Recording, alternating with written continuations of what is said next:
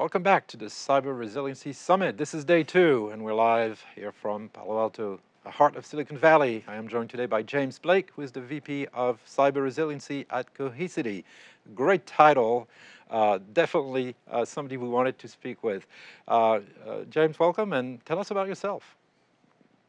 Hello, Christophe. Yes, I'm Cohesity, and my responsibility there is to effectively make sure we keep the company honest and focused on those operational outcomes that people are trying to achieve by buying solutions like Cohesity. So I work as a subject matter expert across the business on our narratives, product features, based on having a good couple of decades experience dealing with real ransomware and wiper incidents, as well as data exfiltration incidents. So about 20 years before I came to work for a vendor, I was the global head of cyber risk for JP Morgan Chase in their corporate investment bank, and then moved on to look after all of their cyber resiliency transformation as the CISO at Mimecast. And for nearly a decade, I worked for HP Enterprise running their security operations center building practice. So there we got to experience, all sorts of vertical markets, from federal to retail to telecommunications, pharma, oil and gas. And, 80% of the problems are the same across all organizations, regardless of their size. And that's why we need to build resiliency, overcome those challenges. Right, and cyber criminals are in many ways equal opportunity offenders, I would say. So it's interesting. With such a great background, I think we're going to have a great conversation. And I'm going to start with a question that may sound a bit weird or maybe obvious, but what is cyber resiliency after all? That's a term that has sort of started appearing a few years ago. Some people talk about data resiliency. How do you define it, especially with your background and your expertise? And what does it entail? I think there's a pretty common set of things that exist across all the different professional bodies and different vendors that are out there. And it's that ability to withstand an attack, without causing catastrophic consequences for both customers and the organization itself. And I quite like that. I think the most important thing about cyber resilience is it's not something you can buy. It is something you are. It is an emergent property. You get resilient by doing the right things. And a product can help you get there, but the most important thing is also the skills and the operational outcomes, the processes that you build around that product. Because with the best products in the world, if you're not using it in the right way and you're not doing the right things with people that know how to use it, you're never going to achieve that utopia of being resilient to the kind of attacks that we see today. Right, and there's really a variety of attacks. I mean, a few years ago, it was really ransomware that was top of the news, but there are so many types of attacks, from attacking the infrastructure to make it impossible for an end user or end users in general to access their data or their applications, to, you mentioned data exfiltration, which of course is a form of ransomware, or can be, but also comes with all sorts of complications, such as compliance or non-compliance in this case.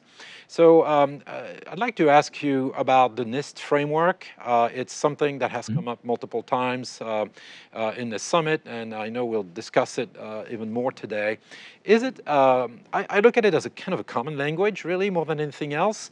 What's your take on it? Is it useful? Is it some things that our viewers should really double-click on? And how do you recommend using it or not using it from your standpoint?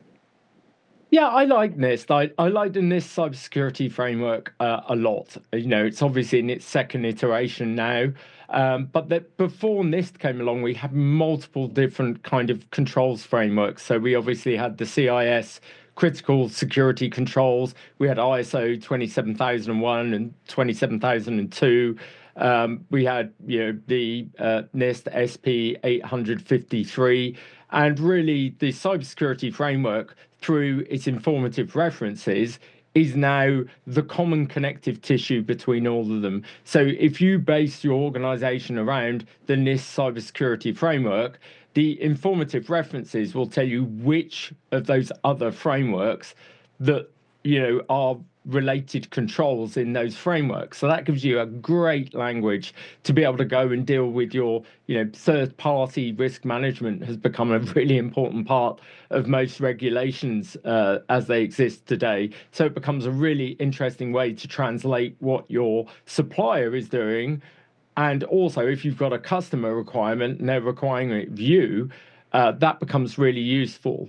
The other thing that's handy is the profiles. So we obviously have one for ransomware risk management, which is the NIST IR 8374, that sets out the controls that you should do in order to manage the risk of ransomware. And that's at all stages of an attack: how to prepare for it, how to detect it, how to respond to it, and how to recover from it as well. So, NIST cybersecurity framework, I'm a great fan of it. And I come from the other side of the pond, but that doesn't matter, because 78% of CISOs across the globe agree that it's their primary source of a foundation of their cybersecurity strategy.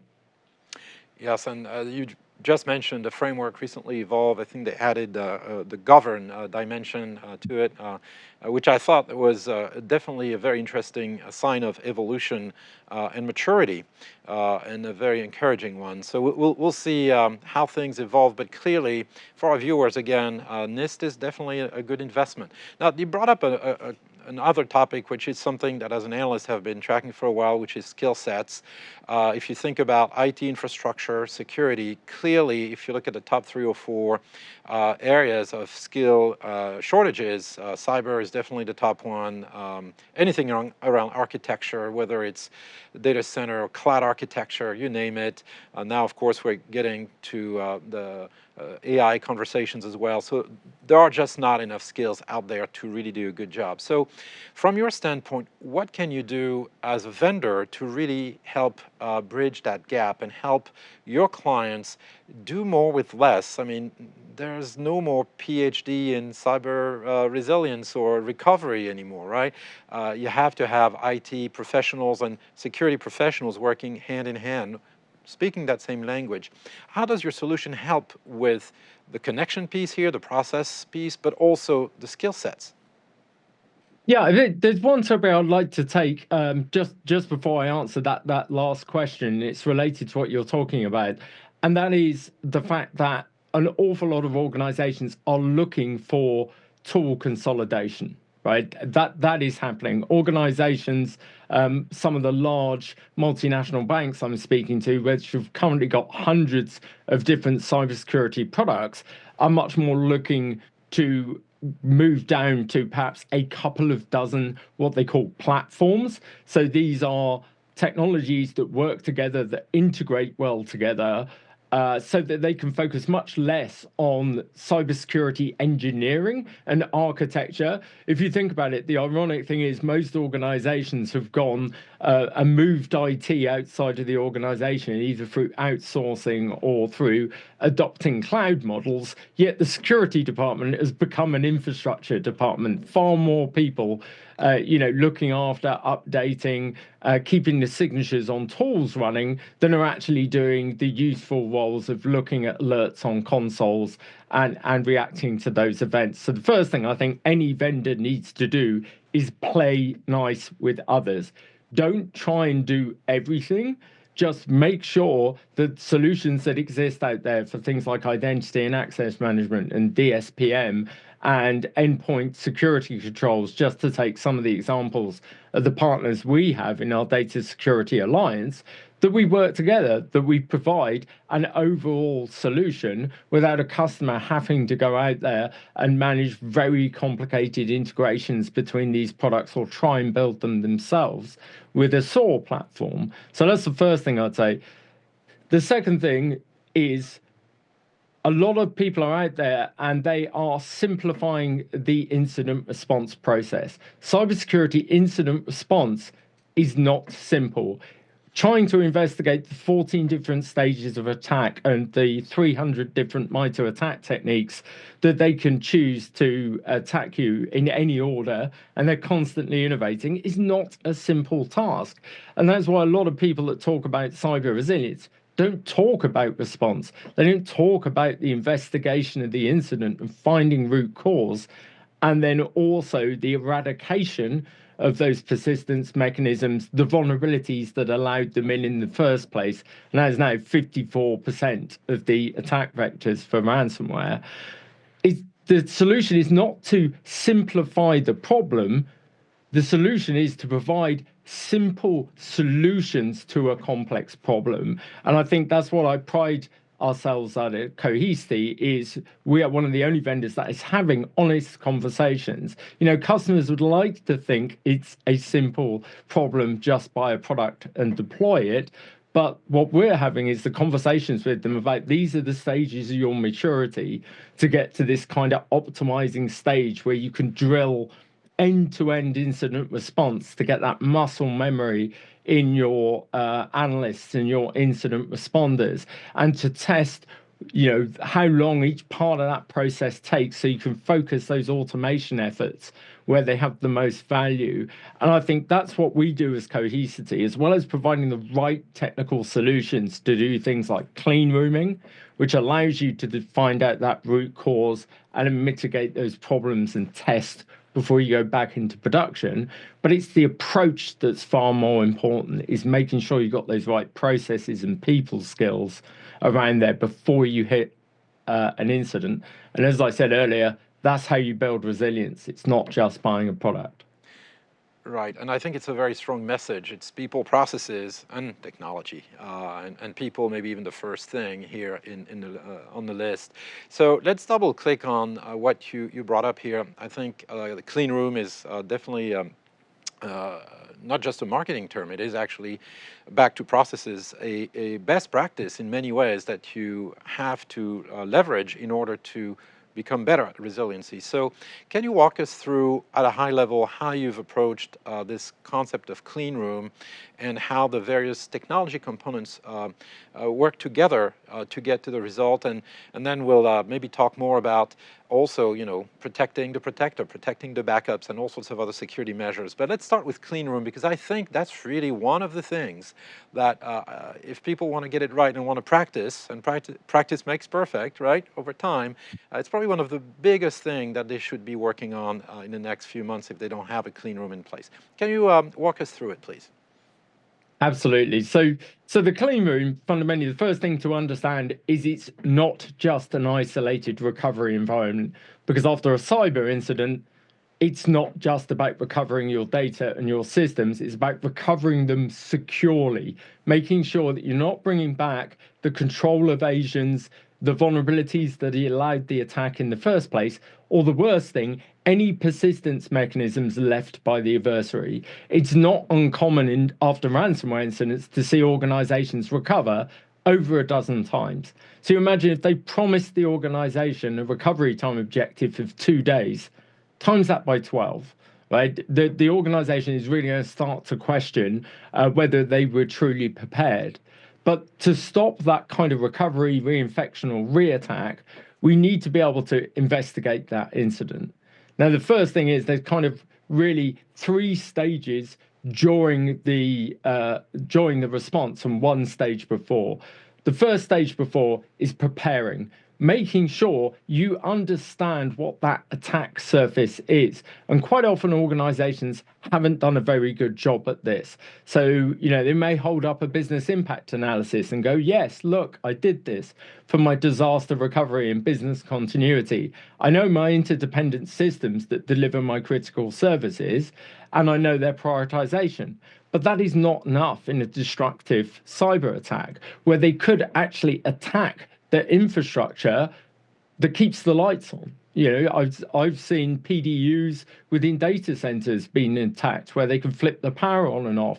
I've seen door access controls where you can't even get your staff into the security operations center, or from there to the bathroom if they need to go. You know, voice over IP, email. You may have in your incident response plan a strategy to communicate with your regulators and impacted data subjects. Good luck if you haven't got any telephones or email. So almost below that minimum viable company, there is this minimum viable response capability, these small number of critical things that you need to have up. You need to trust the firmware and routers and switches, which you use to connect to, let's say, an automation provider like ServiceNow. You need to trust that email server. So the first thing we do is you prepare knowledge of that attack surface, and you create something called a digital jump bag, and that is all the resources you need to manage that incident. The contracts, the contact lists. It could be the configurations for those systems, the gold mastered trusted images that have been stored on an immutable store, preferably off tenant, so it's not even within your infrastructure with the usual authentication mechanisms, so that it can't be attacked by an adversary. And that allows you to stand that up in minutes. And as I said earlier, it's not unusual to see those dozen recoveries, but it's also not unusual to see someone 24 hours into an incident looking around for a Windows install image and a license key. And this is when you get into the chaos of people using personal credit cards to buy license keys for things. That's not resilience, that's not preparedness. So having this digital jump bag as the first part, you might not need it. You might not have those systems impacted, but you need to be prepared for worst possible scenario. And then the next stage is using that capability to set up an investigation environment.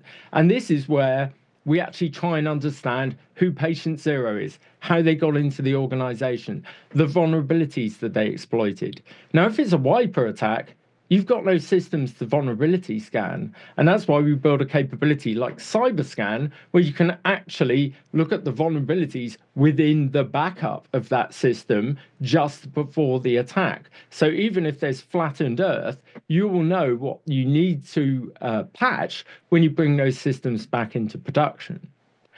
And then we have other challenges related to incident response.